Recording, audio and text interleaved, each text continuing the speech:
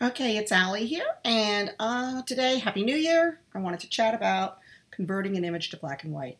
And, I gotta say, I started photography in the 70s in high school, and all we had really that we could afford was black and white film. I mean, nobody could afford to develop color, and color film was expensive. So we had to learn black and white, and I had to learn Lightroom.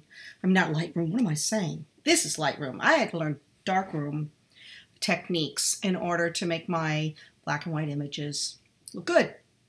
And so I guess I have a bit of a pet peeve when people come into Lightroom and just like say, "Ooh, look, it looks good in black and white." And I'm like, this is grayscale. It's not black and white yet. And what I mean is this is just flipping. You've got so much information here in digital that you can use. And so here's what first thing I do is I look and I go, okay, her face is too dark, but her hair doesn't look too bad because I like that there's some texture in it. But I'm going to bring up the highlights a little bit. And I'm going to pop up the contrast just a touch. Now, if I go too high on the contrast, you see what it does to her hair and her skin. I don't like that. So I want to also keep the nice luminescence of her fabric. I want to keep that sheerness and that type of thing here. Now, honestly, this is just a quick Lightroom conversion. If I really wanted to make this nice, I would dodge and burn in Photoshop. But here's something that a lot of people don't understand. If you scroll down in Lightroom, when you've converted to black and white, you have this black and white mix. All the colors that are in the background are still here. And skin is going to either have a lot of red or orange or yellow. And in this case, Danny, she doesn't have a whole lot of red in her skin. She has a fair amount of orange in her skin.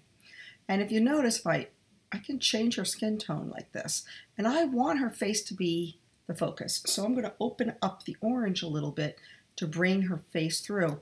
And it opens up her skin, so it gives this highlight here. It's much better than just saying pop open highlights. Now I'm getting the skin where I want it. And remember, the background on this is magenta-y purple. So if I darken this, like I can play around with it, the magenta, I can play around with the purple. I could actually make this whole background white. I don't like it. So I'm actually going to push the purple down so that I get a little bit of a vignette. And the reason I want to leave the magenta open is her hair is picking up the magenta, and I like these highlights here. The last thing you can do, I don't always like this, but it's a good one to try. On my Mac, I'm holding Option. I think it's Control on Windows machines. And then I click on my whites, and then I just kind of slowly tick to the right until something turns white. And in this case, I know I'm not going to like it, but let's see. It's way too white. So now we're just going to bring that back. I want to see some definition in her face. I don't want her totally white. But sometimes this can add some nice drama. Now I'm going to go to the black. I'm going to hold my Option key down, Control on the Windows, and click, and I can see I've got some black points. And really all I'm trying to do is, do I have a white point? Do I have a black point? In this case, I don't want a white point. I think it washes out the image, so I'm not going to add it. The last thing you can do is just, and I am very careful with clarity, especially with women, softening the clarity a tiny bit. Do not give them this. They need skin, they need pores. It's just a little tiny bit down. And never just because you want to make them look badass. Don't crank women up like this either, because that looks horrible too. Just a little negative clarity, just a touch, and it softens them up. So that's how I do a black and white conversion.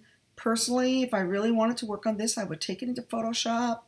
I would kind of open up a little bit and work on her lighting pattern on her face. I would dodge and burn on her hair to make it look a little glossier, and I would dodge and burn the fabric to make it look a little richer. And also I would healing tool this edge where the fabric is ratty. But it's a lot better to me than it was when it was just grayscale, which was here. So that's the difference. I hope you enjoyed my video, and thanks for watching.